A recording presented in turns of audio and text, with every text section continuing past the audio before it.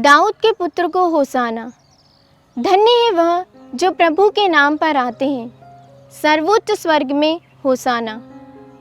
आज खजूर इतवार।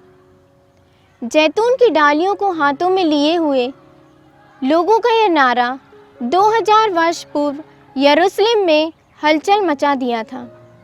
क्या आप अंदाज़ा लगा सकते हैं कि कौन थे वे लोग जिन्होंने यरूशलेम में कोलाहल मचा दिया? संत मत्ती के अनुसार ये लोग यरूशलेम के निवासी नहीं थे। इन्हें देखकर लोग पूछते थे, तो कौन है ये वे लोग?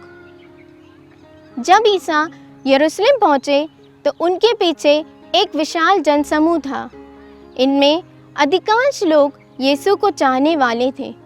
इनमें यीशु के शिष्य भी शामिल थे।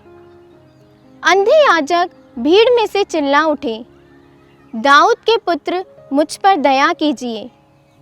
दाऊद के पुत्र की महानता। उसी क्षण प्रभु के स्पर्श से अंधे याजक को दृष्टिदान।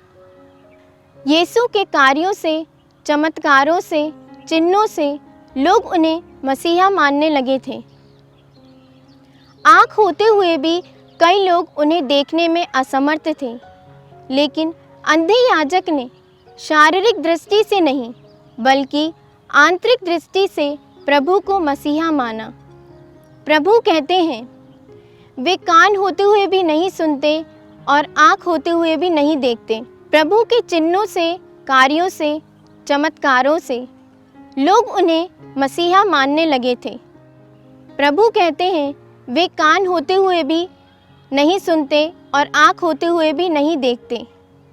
अंधे याजक ने प्रभु को शारीरिक नयनों से नहीं बल्कि आंतरिक नयनों से मसीहा माना। प्रभु को जानने के लिए शारीरिक नयनों की नहीं बल्कि आंतरिक नयनों की ज़रूरत है। हृदय में विश्वास की ज़रूरत है। अंधे याजक के चमत्कार से मसीहा आइडिया में मोहर लग गई थी। लोगों में ना तो डर था और ना किसी बात का संदेह। वे पूरी ताकत से चिल्ला उठे, दाऊद के पुत्र को होसाना। धन्य है वह जो प्रभु के नाम पर आते हैं, सर्वोच्च स्वर्ग में होसाना।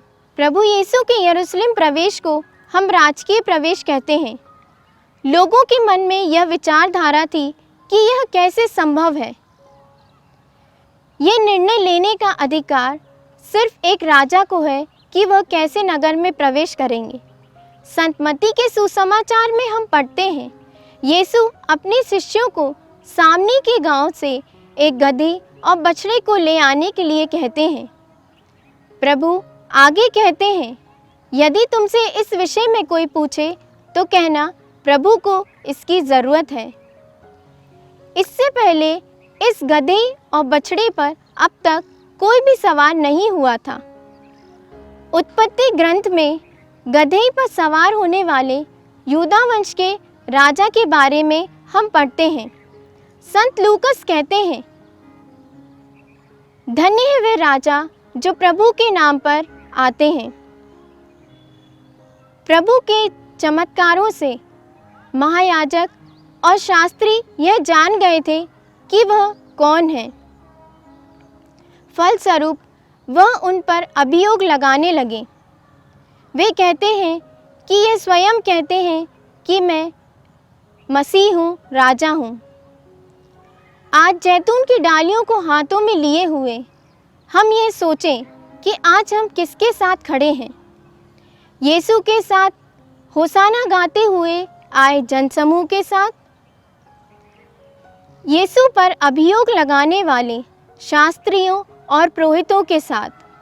आत्मिक दृष्टि से प्रभु को राजा और मसीह मानकर क्या हम भी उस अंधे याजक के समान कह सकते हैं, दाऊद के पुत्र मुझ पर दया कीजिए? आज हमें शारीरिक नयनों की नहीं, आत्मिक दृष्टिकोण की ज़रूरत है। जैतून की डालियों को हाथों में लिए हुए आज हम भी ये कहें, दाऊद के पुत्र मुझ पर दया कीजिए।